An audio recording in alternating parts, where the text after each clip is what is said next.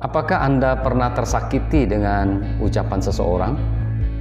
Atau apakah Anda pernah menyakiti seseorang dengan ucapan saudara?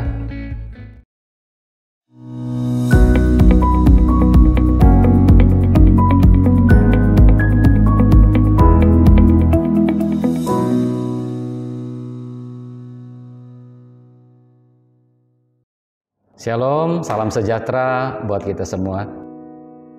Suatu hari ada seorang anak pulang dari sekolah sambil berkata kepada ayahnya, "Ayah, hari ini ulangan saya dapat 80." Sambil berpaling kepada si anak, sang ayah berkata, "Kemarin kakakmu ulangan dapat 100." Si anak memasukkan hasil kerja ulangannya ke dalam tas dan pergi meninggalkan ayahnya. Dan ayahnya kembali bekerja seperti biasa. Mungkin maksud si ayah adalah dengan ucapan itu memotivasi anaknya untuk berjuang lebih lagi. Namun perkataan itu tidak diletakkan pada waktu yang tepat.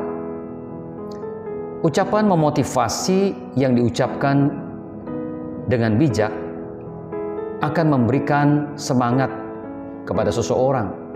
Namun sebaliknya, bila diucapkan pada tempat atau waktu yang tidak tepat, akan menjadi racun yang mematikan. Saudara-saudara yang saya kasihi di dalam Tuhan, di dalam Amsal 25 ayat 11 berkata, perkataan yang diucapkan tepat pada waktunya adalah seperti apel emas di pinggan perak. Buah apel emas di pinggan perak itu berbicara tentang keindahan dan keserasian.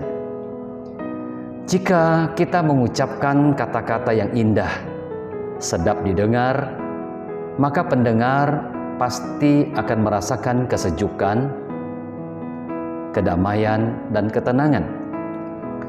Saudara-saudara yang dikasihi oleh Tuhan, perkataan yang diucapkan tepat pada waktunya, artinya yang pertama adalah perkataan yang sedap didengar.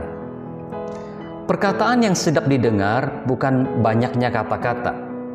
Sebab jika kita banyak berkata-kata, maka akan banyak kemungkinan terjadi kesalahan.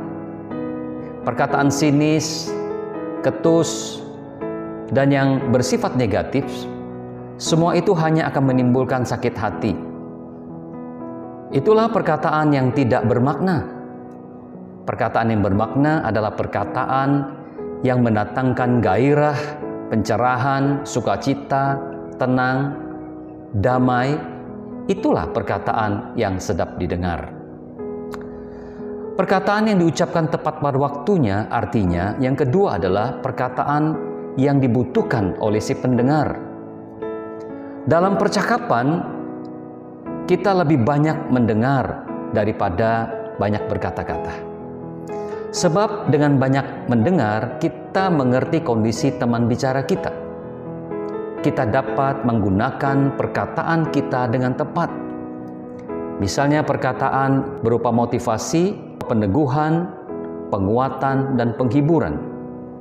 Saudara, tanpa hikmat dari Tuhan, perkataan kita hanya akan menambahkan kesusahan dan keterputusasaan bagi si pendengar.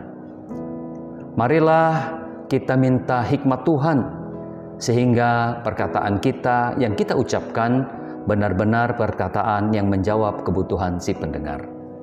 Saudara-saudara yang kasih dalam Tuhan, di dalam relasi kita dengan sesama kita, marilah kita menggunakan kata-kata yang tepat pada waktu yang tepat. Semoga kita selalu memberikan pencerahan, kekuatan, dan motivasi di dalam setiap percakapan kita kepada sesama kita. Semoga Tuhan menolong dan memberkati kita. Mari kita berdoa. Bapa di surga, terima kasih.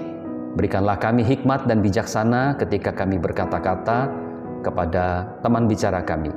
Kami berharap setiap perkataan yang kami keluarkan adalah perkataan yang memotivasi, menyejukkan, menghibur, menguatkan sesama kami. Terima kasih, di dalam nama Yesus Kristus Tuhan kami berdoa. Amin.